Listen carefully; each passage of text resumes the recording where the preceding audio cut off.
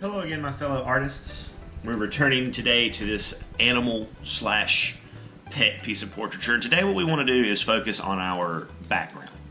We're going to leave our emphasis in the animal for last because we're going to do some stuff with some paint inside of there. At least I'm going to give you the option, show you one way that you can use paint for this. But before we can do this, we want to fill up this background to create a resist. So to do that, we're going to be using crayons, any colors you want. And we're going to be talking about the word frotage. Frotage is a French word that means to rub something. So what we're going to be doing here is we're going to be going and exploring our yards. We don't want to go far away because we don't want to be breaking social distances, but we can go into our yard still. So we're going to go in our yard and find some things that we can use as frotage to create textures in our background. So let's go do that. So here we have a tree that I have in my front yard. And if we look at this bark on this tree, this has got a lot of really great texture to it. So what we're going to do is we're going to take our drawing. Now in mine, it's just this part right here that is the tree. We're going to take our crayon and just rub. Now we don't need to do this really hard, because if you try to do it really hard, you're going to end up probably putting a hole in your paper. But you do need to do it hard enough to actually pick up some of the textures off the bark of that tree.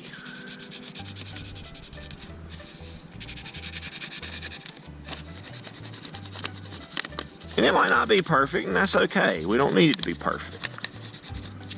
You know, perfection is kind of a impossible dream. We always want to strive for it, but we need to understand that we're probably not going to get there. You just rub that all over there.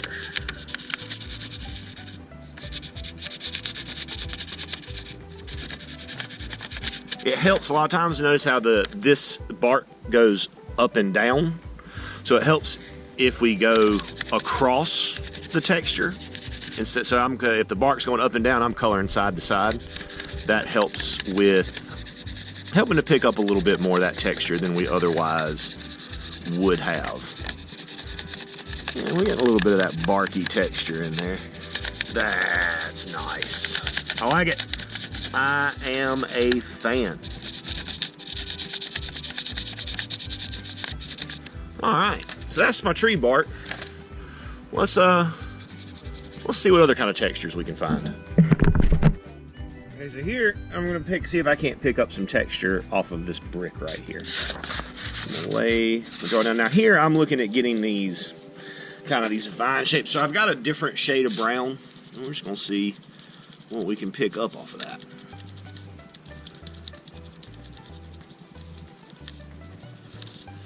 Yeah, a little bit of a rough texture to it.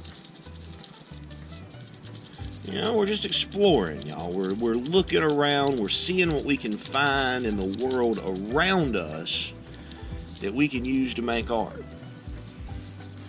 That's good texture. I'll take it. And then for my last piece of background that I have behind my emphasis, the sloth, is this part here. Now, sloths spend the majority of their life hanging around in the branches of trees, eating leaves.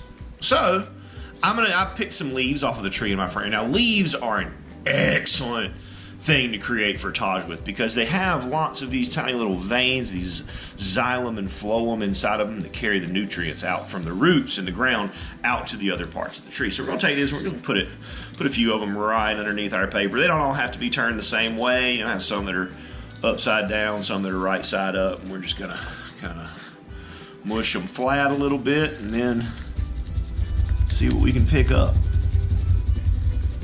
Oh yeah, look at that. You might not be able to see here. I may need to switch colors and do a more unrealistic background. But we're getting some texture coming in off of these leaves.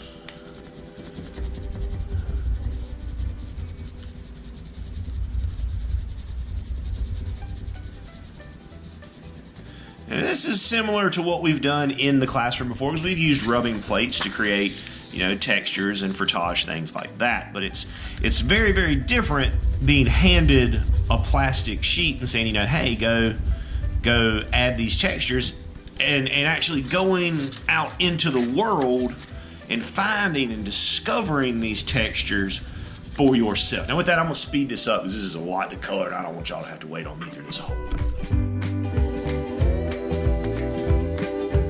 And there we have our fully frotaged and texturized background. So while you're doing this again, just look carefully. Look carefully around you in the natural world around you and see what kinds of amazing textures nature has provided us with if we take the time to slow down and open our eyes and look for them. Good luck to you, everyone, and as always, happy arting.